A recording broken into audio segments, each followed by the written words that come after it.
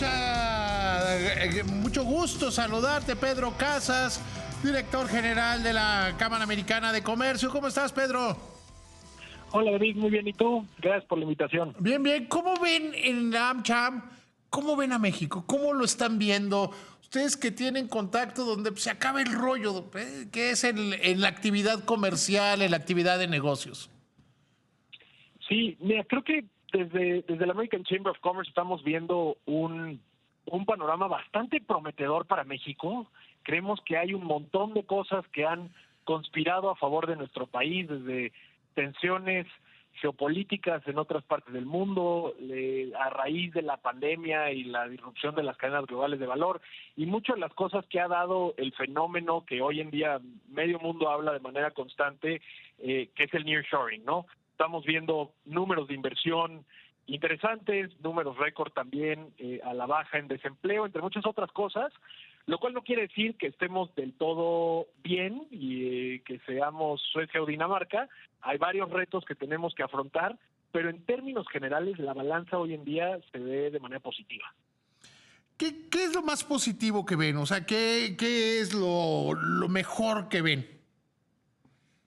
Pues mira, cuando vemos dos variables que para nosotros las usamos un poco como de brújula, que es la inversión extranjera directa y la absorción neta de parques industriales, que son dos variables clave para ver cómo está el atractivo de México para los mercados internacionales. En ambos vemos pues tendencias bien interesantes. Uno, llevamos 3 años incrementando la inversión extranjera directa en nuestro país. Dentro de esa inversión extranjera directa, que el año pasado fue un año récord y este primer trimestre del 2024 representó también el primer trimestre récord en la historia, hay un fenómeno ahí bien interesante que tú lo conoces muy bien, David, que es que la inmensa mayoría de esta inversión extranjera directa ha sido la reinversión de utilidades de las empresas, principalmente más del 55% empresas americanas. Ay, Entonces, perdón que te interrumpa. Hay quien dice que, que no es tan bueno porque no son inversiones nuevas, sino porque es reinversión de utilidades, cosa que yo no creo. Mira, yo aquí creo que hay dos historias importantes de ese número, ¿no? Para no verlo todo ni blanco ni negro. La historia positiva es que las empresas que están invertidas en México están claramente confiando en el país y aumentando sus inversiones. Muchas de esas inversiones y expansiones en diferentes líneas de producción y expansión a otros territorios al dentro de México, a diferentes estados y demás, sí tiene un componente de decir, bueno, hay que mover parte de la producción que tenemos en otras partes del mundo y traerla para acá, ¿no? Entonces, ahí hay quien se pelea en la semántica si eso debería ser nearshoring o no. Yo no le entro a ese debate, simplemente está. No vale la pena ese debate. Estoy de acuerdo. Y la parte... Es como discutir si los touchdowns son bonitos o no. Exacto.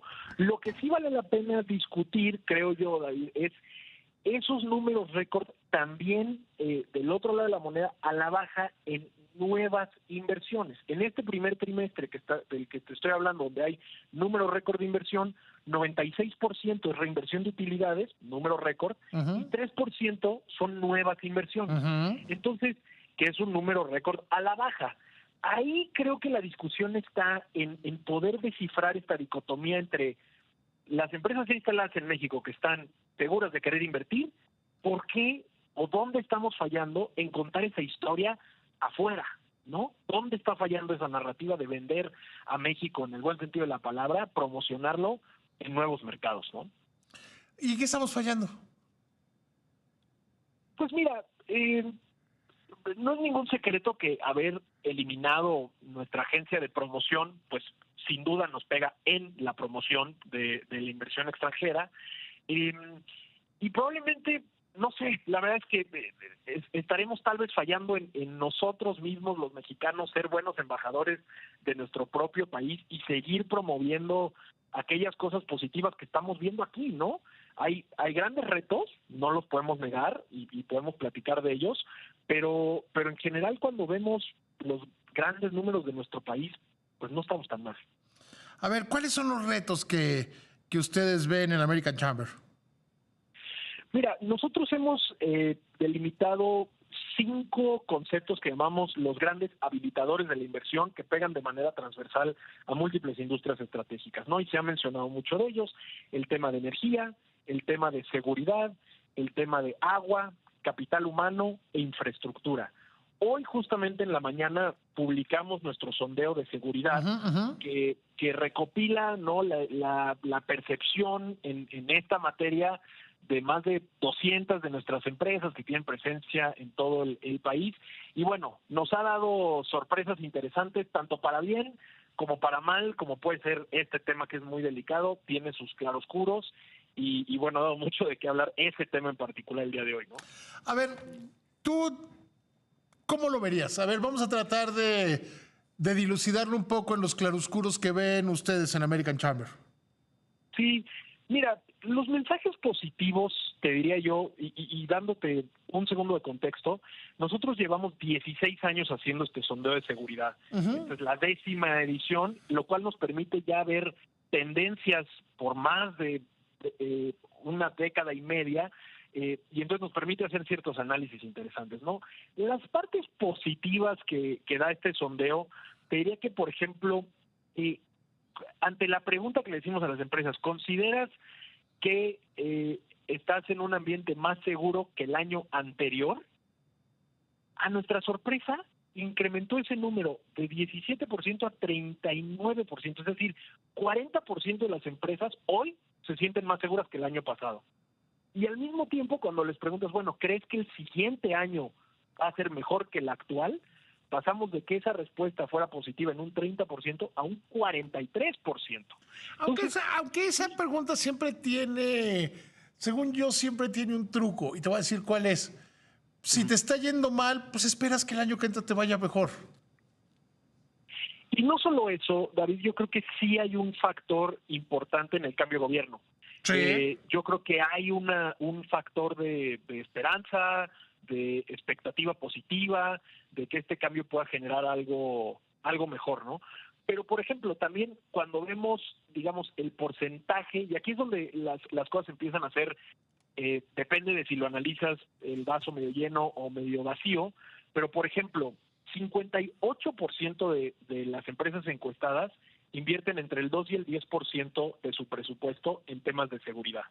Ese dato por sí solo puede ser alarmante, ¿no? Y nosotros siempre decimos que este gasto adicional de entre el 2 y el 10% del presupuesto de las empresas se considera como un impuesto adicional, es algo que está restándole competitividad a México en general.